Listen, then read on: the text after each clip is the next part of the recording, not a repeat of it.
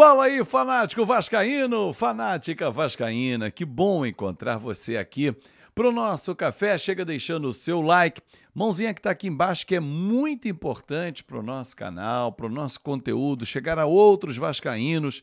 Comenta aqui o que você tá esperando dessa semana, semana de novidades. Vou tratar de renovações, jogadores que podem deixar o Vasco, tudo isso e muito mais agora, mas dá uma olhadinha se você está inscrito, se não se inscreve no nosso canal também, dá aquela moral pro fanático vascaíno. Vambora? Vamos para cima porque o Trem Bala da Colina não pode perder tempo e mandar informações para você que gosta de acompanhar o nosso café. Bom, vocês viram aí na tela jogadores que têm contrato com o Vasco, mas o Vasco tem um planejamento, apesar de muita gente dizer assim, o Vasco tem nada, o Vasco tá uma bagunça.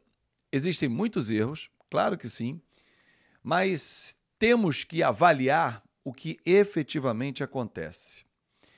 O modelo SAF, o qual eu defendo o tempo todo, porque o Vasco entregou para essa necessidade, outros clubes não fizeram assim, tiveram um outro modelo de negócio, mas o Vasco teve que fazer assim, fez com que o Vasco fosse ao mercado. Se a proposta da 777 foi a melhor ou não, somente aqueles 15 conselheiros que avaliaram o contrato e, anteriormente, a proposta da 777, quem avaliou as que chegaram, tem a condição de dizer, essa foi a melhor.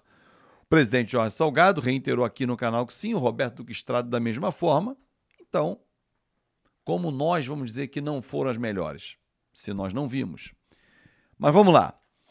Com a 777, o Vasco já aportou mais de 300 milhões, 400 milhões. Primeiro ano, 190. No segundo, 120, 310. Nesse agora, mais 120. Já batemos quase 450 milhões de reais. Ah, mas o Vasco usa o dinheiro da venda dos jogadores. Não bateu isso em venda de jogadores. Vamos olhar exatamente o que acontece. Se a 777 passa por dificuldades financeiras, se a 777 é isso, é aquilo, isso vai caber à justiça apontar. Aliás, conversando com um grande amigo meu que mora nos Estados Unidos, que tem negócios na MLS, e ele me disse o seguinte, cara, ter ações na Corte Suprema de Nova York, vários têm. É como se fossem pequenas causas que você vai lá e denuncia, entra com um pedido. O New York City tem várias ações contra eles. Enfim, é para pensar. Os repasses estão sendo feitos. Os jogadores foram comprados. A discussão não é essa, na minha avaliação. A discussão é, esses jogadores performam? Valia a pena investir tanto em tal? Essa é uma outra discussão. Como agora, eu vou propor uma discussão para você, torcedor, para que a gente possa entender. Há alguns dias, o Vasco anunciou a renovação do Lucas Piton. Jogador que é cobiçado por vários clubes, porque é um dos 3 melhores da posição no Brasil, em que o Vasco pagou lá atrás 16 milhões de reais no início de 2023 por 60% dos direitos econômicos do atleta ao Corinthians, e que eu falei, e à época tinha razão, era muito alto, o mercado não entregava isso como retorno, só que o Lucas Piton, em campo, deu a volta por cima que ele não tinha dado no Corinthians e fez com que esse investimento valesse a pena. Tanto que hoje ele é cobiçado por vários clubes. O que fez o Vasco? O contrato dele terminava em dezembro de 2026, antecipou a renovação e foi agora até dezembro de 2028. Pô, mas por que o Vasco fez isso? E como conseguiu fazer isso? Aumentando o valor da multa, aumentando o seu salário e pagando mais um percentual ao Corinthians para ficar com uma maior parte. Com dinheiro dos seus investidores. Leia-se 777, porque o Vasco, associativo que tem 30%, não aporta nada. Vamos lá. Renovação feita e a multa eleva. Piton vai sair no meio do ano? Tem grande chance. Tem grande chance. Por isso o Alexandre Matos trouxe no início do ano o Vitor Luiz, por entender que pode ser um jogador substituto ao Lucas Piton. Piton tem 23 anos. Piton tem cidadania italiana. que significa isso, Azevedo? Que ele pode ser comprado por um clube da Europa e não entrar como um estrangeiro. Ele é um comunitário. Piton deve ser negociado, só que o Vasco não vai receber 2 mariolas, como lá atrás recebia por alguns jogadores, ou trocar por dívidas com os empresários.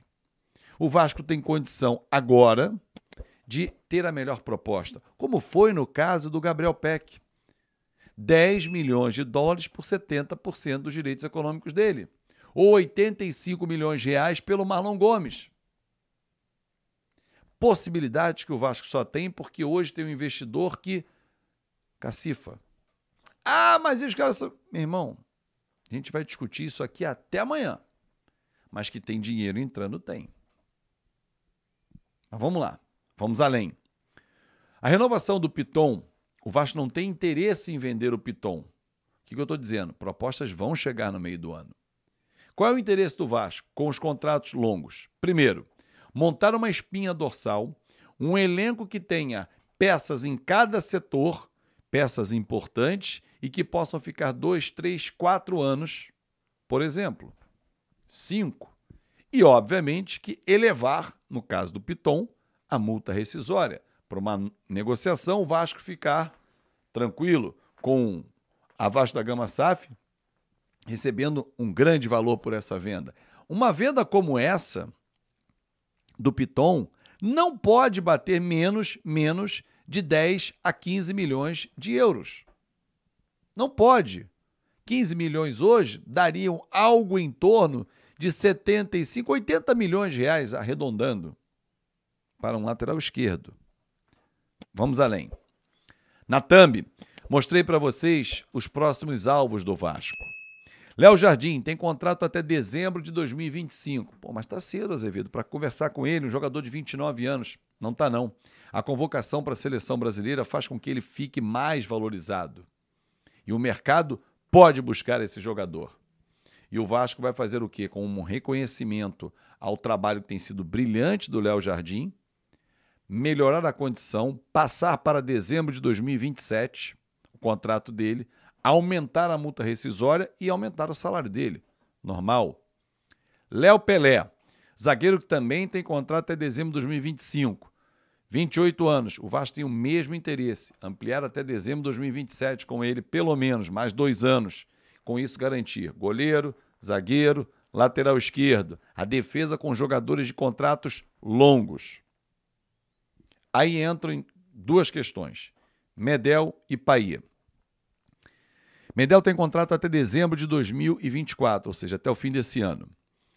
Lúcio Barbosa vai se reunir nos próximos dias com o departamento de scout do Vasco e performance para entender os números, para avaliar se vale a pena uma extensão de contrato por mais 1 ano, com uma possibilidade de mais 1. Medel tem 36 anos.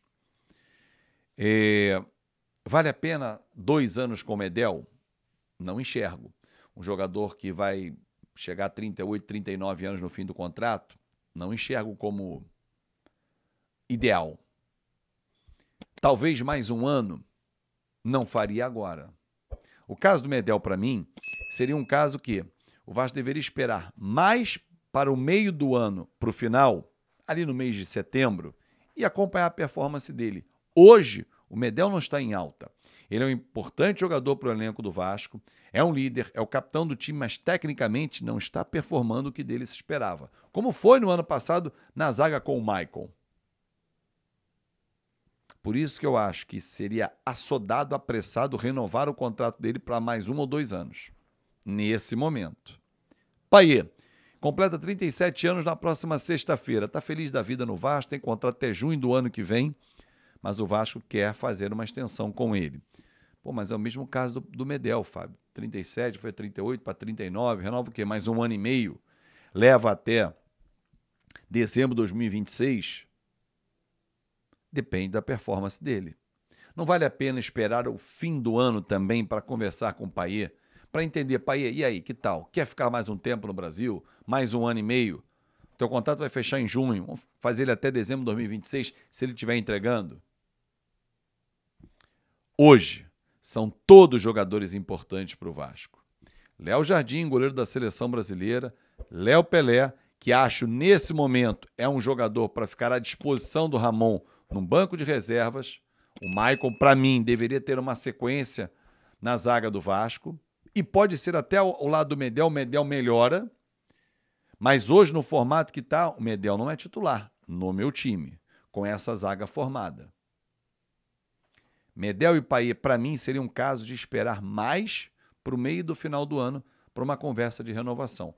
Mas o objetivo do Vasco é, e essa é a informação que eu quero trazer para vocês, torcedores, ter uma espinha dorsal, com contratos longos, contratos que dêem ao Vasco uma segurança de um time de 3, 4 anos, que pode, no meio do caminho, mudar. Uma proposta do Piton, uma proposta para o Léo Jardim, pode acontecer. Mas o Vasco terá uma segurança, um contrato bom, tranquilidade para os atletas e principalmente uma multa rescisória caso aconteça uma negociação em que o Vasco tenha um ressarcimento à altura. É isso, galera. Grande semana para vocês. Deixa o like, comenta, compartilha. Se chegou até o final do vídeo aqui, escolhi uma palavra para você escrever aqui. Piton. Se você escreveu Piton, eu sei que você chegou até o final do nosso vídeo e curte o nosso conteúdo. Muito obrigado de coração. Uma ótima semana e até mais tarde.